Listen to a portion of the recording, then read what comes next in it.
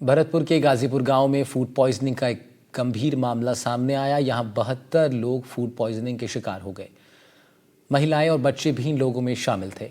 कल देर शाम से लोगों को उल्टी की शिकायत होने लगी। पीड़ितों की तबीयत ज़्यादा बिगड़ गई।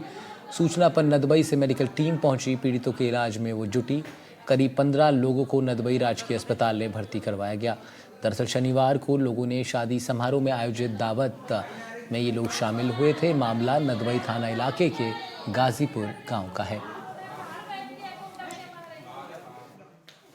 ये है सर कि हमारे पास में अभी 15 से 20 मरीज आए हैं, गाजीपुर से आए हैं और यहाँ पे इन लोगों ने शाम को दावत ली है। दावत के अंदर जो मेन कॉज बता रहे हैं वो यही है कि वेजिटेबल जो होती है, वेजिटेबल कंटेमिनेटेड है।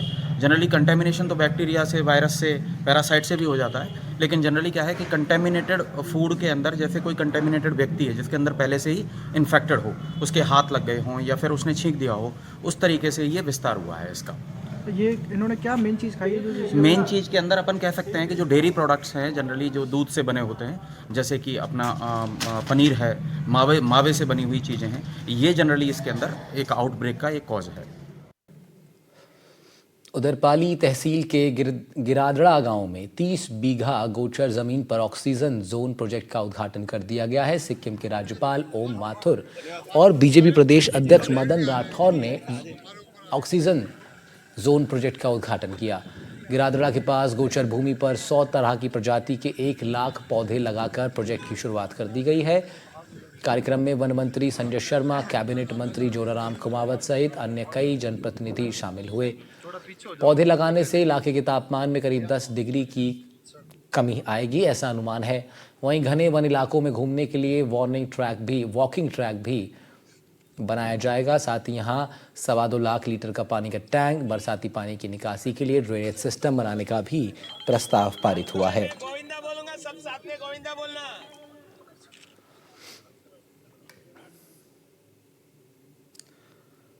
वित्त मंत्री निर्मला सीतारमण की ओर से पेश किए गए बजट पर बीजेपी प्रदेश अध्यक्ष मदन दिलावर का बयान सामने आया है। उन्होंने कहा है कि ये बजट किसी ने कल्पना भी इसकी नहीं की थी कि 12 लाख तक इनकम टैक्स फ्री हो जाएगा।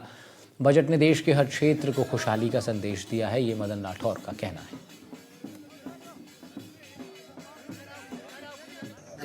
किसी ने कल्पना भी नहीं की थी कि 12 लाख तक की इनकम पर टैक्स जीरो हो जाएगा।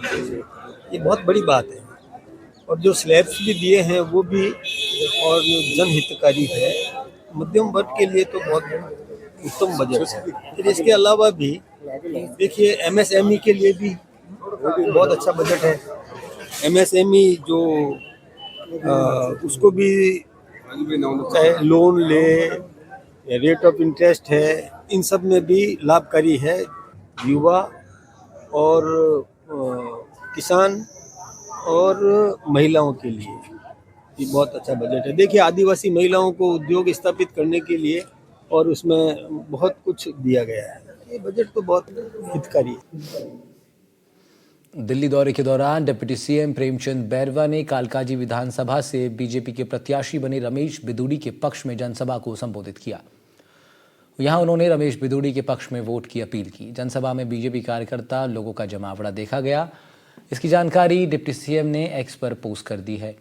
साथ ही लिखा कि सभा में क्षेत्र के बड़े बुजुर्गों, माताओं, बहनों और जन जन से प्राप्त यह अपार स्नेह और समर्थन प्रमाणित कर रहा है कि इस बार दिल्ली के जनमानस ने भ्रष्टाचारियों की जमानत जब्त करने का दृढ़ निश्चय कर लिया है।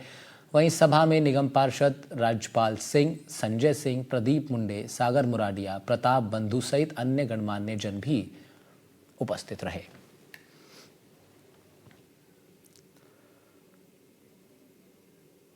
वहीं डीग विधायक शैलेश सिंह को गणतंत्र दिवस पर निमंत्रण न देने को लापरवाही मानते हुए डीग जिले के एडीएम को एपीओ कर दिया गया है। बताएं आपको कि 26 जनवरी को डीग के विधायक डॉक्टर शैलेश सिंह को गणतंत्र दिवस समारोह में एडीएम के द्वारा निमंत्रण दिया नहीं गया था, जिसके बाद वो काफ़ी नाराज़ हो गए थे और उन्होंने कहा था मैं अपनी बात सरकार और सीएम तक रखूँगा। और अब ये फैसला आया है सामने जिसमें एडीएम को एपीओ कर दिया गया है।